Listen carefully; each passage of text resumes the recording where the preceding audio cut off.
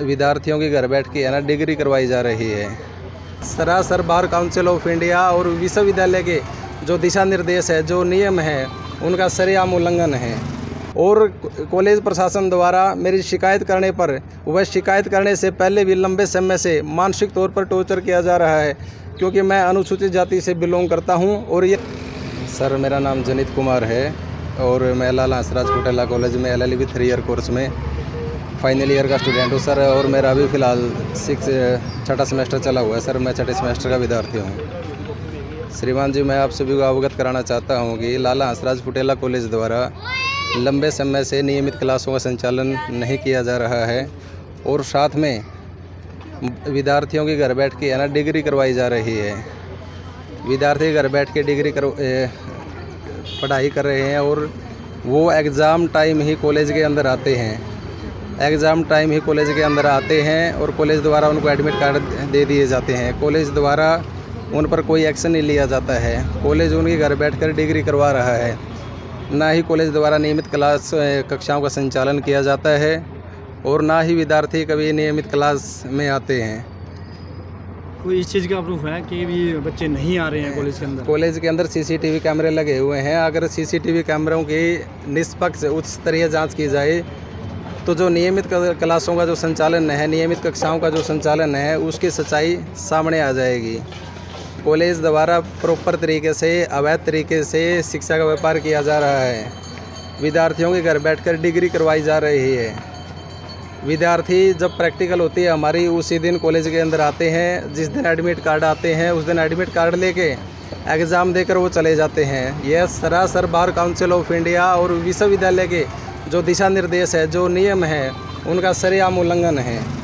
इस संबंधी अभी तक कहाँ शिकायत की गई और उसका क्या रिजल्ट क्या रहा है? मैं लगभग हमारे चौधरी देवलाल विश्वविद्यालय के कुलपति महोदय जी को 2-3 शिकायत दे चुका हूँ और यहाँ पे जो शीर्ष एजुकेशन सोसाइटी है, उनके माननीय अध्यक्ष अरविंद बंसल जी है, उनको भी शिकायत दे चुका हूँ। और माननीय राज्यपाल महोदय हरियाणा एवं कुलाधिपति चौधरी देवलाल विश्वविद्यालय सिरसा, उनको भी शिकायत मैं दे चुका हूँ। बार काउंसिल ऑफ हरियाणा, उनको भी दे चुका हूँ मैं। उनके जो अध्यक्ष है, उनके नाम अपनी शिकायत को मैं ईमेल के माध्यम से प्रेषित कर चुका हूँ। जो राष्ट्रीय अनुसूचित जाति आयोग है, हरियाणा अनुसूचित जाति आयोग है, हरियाणा मानव आयोग अधिकार आयोग है, उनको भी मैं बाकायदा ईमेल के माध्यम से अपनी शिकायत को प्रेषित कर चुका हूँ। लेकिन फ़िलहाल अभी तक कोई कार्रवाई नहीं हुई है।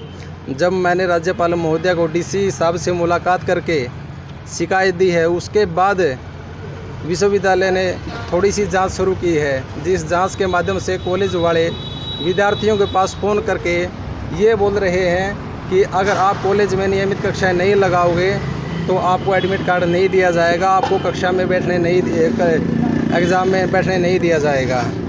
यह सरासर बार काउंसिल ऑफ इंडिया और विश्वविद्यालय के जो दिशा निर्देश है, उनका सरेआम उल्लंघन है। अगला कदम क्या रहेगा अगर इसके बाद भी कोई कार्रवाई नहीं होती? अगला कदम ये है श्रीमान जी, अगर मैंने जो शिकायतें जहाँ दी है, उन शिकायतों पर कोई कार्रवाई नहीं होती है, विश्वविद्यालय द्वारा कोई उच्च स्तरीय जाँच नहीं की जाती है, कोई कार्यवाही नहीं की जाती है, तो मैं 21 मार्च को अभी भूख हड़ताल पर बैठने वाला हूँ सर।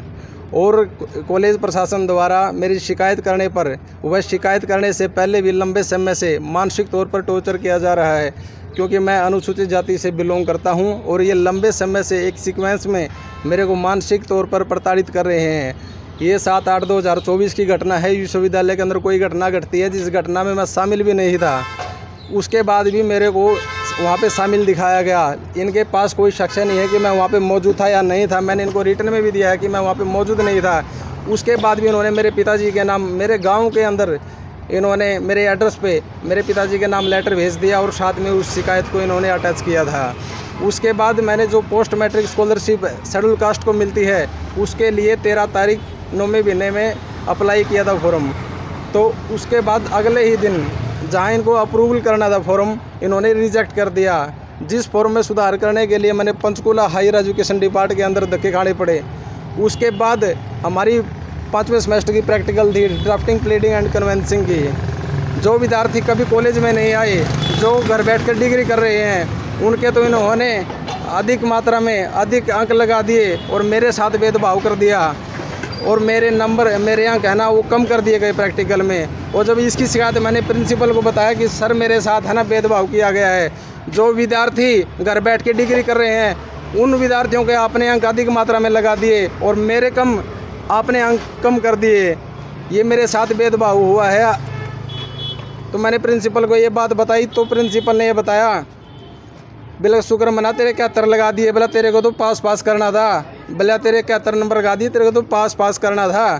टीचर यही कह रहे थे कि भाई इस लड़के को सिर्फ पास करना है, तेरे तो 71 भी बहुत ज़्यादा नंबर है। तो मैंने सर को बताया कि सर आप मेरे साथ इस तरह का मिसबिहेव मत करो, वरना मैं BCI को और विश्वविद्यालय प्रशासन को मैं आपकी कंप्लेंट करूँगा। तो प्रधानाचार्य जी ने कहा, बोला कंप्लेंट दोनों तरफ से होगी, बोले हम भी कंप्लेंट करेंगे।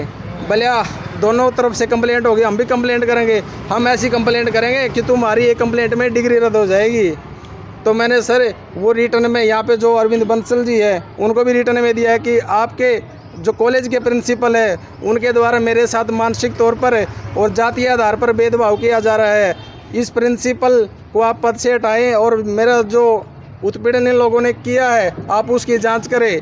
मेरी प्रैक्टिकल देखें या उन बच्चों की प्रैक्टिकल देखें, आप उसका मिलान कीजिए वो किस तरीके से भेदभाव किया गया है। मेरे पास ये कंप्लेंट है जिसमें मेरा नाम दिया गया है और कंप्लेंट के साथ ये लेटर इन्होंने इशू कर दिया मेरे पिताजी के नाम, जिस घटना में मैं शामिल भी नहीं था, लेकिन कॉलेज प्रशासन द्वारा उस घटना में शामिल दिखाया गया और बार बार यहाँ प्रिंसिपल ऑफिस में बुला के उन्होंने मानसिक तौर पर प्रताड़ित किया।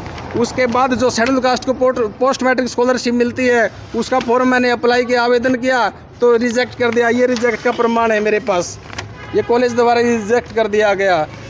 कहने का मतलब ये है कि ये लंबे समय से अवैध तरीके से कॉलेज चला रहे हैं, नियमित कक्षाओं का संचालन नहीं कर रहे हैं और विद्यार्थियों को घर बैठा कर डिग्री करवा रहे हैं। और बहुत सारे विद्यार्थी ऐसे हैं जो प्राइवेट सेक्टर में, गवर्नमेंट सेक्टर में जॉब करते हैं, उनकी ये अटेंडेंस अवैध तरीके से पूर्ण करते हैं। कॉलेज में जो जनित कुमार ने कॉलेज के खिलाफ़ या प्राध्यापक या मैनेजमेंट के खिलाफ़ जो भी शिकायतें की हैं उन तथ्यों में कोई सच्चाई नहीं है।